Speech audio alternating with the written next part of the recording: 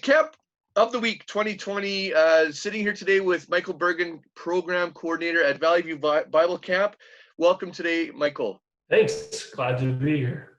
So good to sit down and talk to our camps now that everything has kind of sorted itself out. Talk a little bit about how things have been going for you and your family. Uh, Personally, it's we're very fortunate. It's obviously COVID has hit everyone in the world in different ways, but in some consistent ways as well. And so we realized early on that we were very thankful we lived where we do. We have 80 acres here to enjoy. We live right on camp property, and so we have little ones, ages 1, 4, and 5. And so if you want to talk about energy, they have it, and to be able to kick them outside is good. You know, the kids actually had kind of they re-energized their passion for outdoor spaces. Kind of when you're coming out of winter, they enjoy the movies and playing in the basement and that sort of thing. And they were anxious to get outside, so they spent hours outside. And so for us, the spring, circumstantially and with great thankfulness, looked fairly normalized as far as family goes. You know, we miss out on some soccer activities and things like that, but you gain other things in spite of that. So it's been going good personally, taking things in stride and choosing to be joyful despite the circumstances.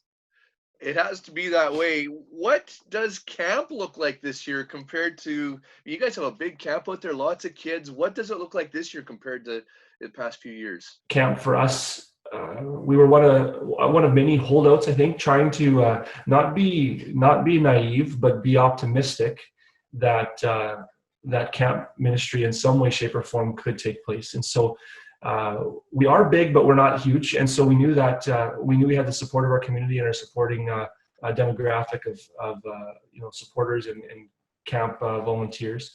So we knew that we could probably get things rolling on short notice. And so we chose to notify our constituency accordingly.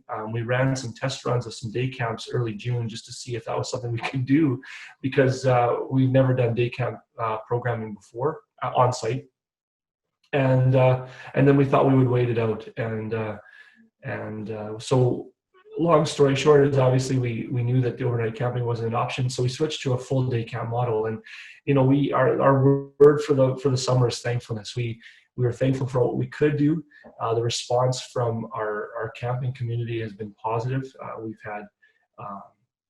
We've had reasonably sized day camp groups for all ages throughout the late June through now to early August. What will be done at the end of this week for our official scheduled day camp programming.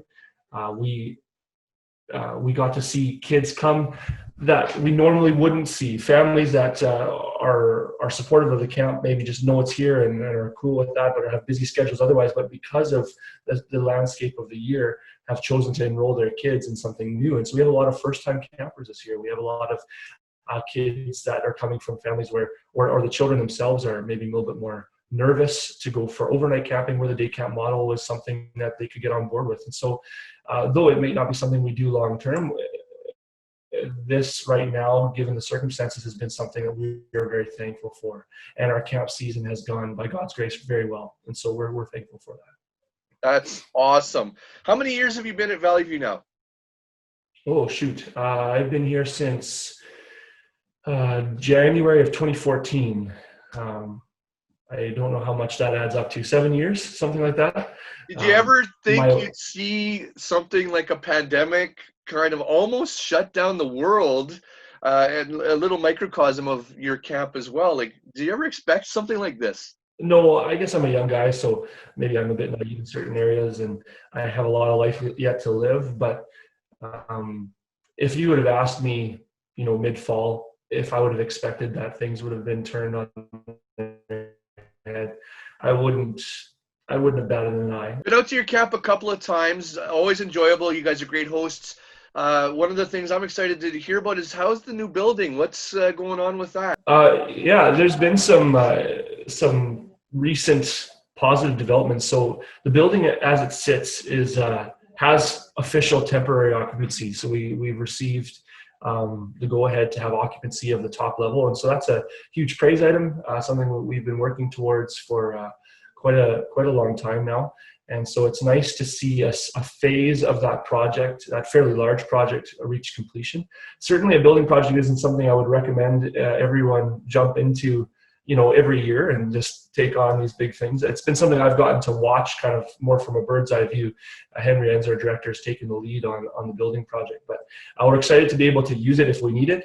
Obviously, we're trying to keep most of our day camp programming, actually all of our day camp programming, outside, and so we've been thankful for the nice weather. And so the building hasn't actually been needed too terribly much, other than for a few meetings and things like that. But it's exciting now to know that going forward, we have that space to use, because we, in faith, tore down our old chapel building in fall, and so it was do or die. Talk about hopes, dreams. What does the future look like here at Valley View going forward? Hoping that things will kind of come back to a decent normal. It'll never come back to full normal, I don't think. But talk about what the future looks like for Valley View. Our mission and vision is pretty simple.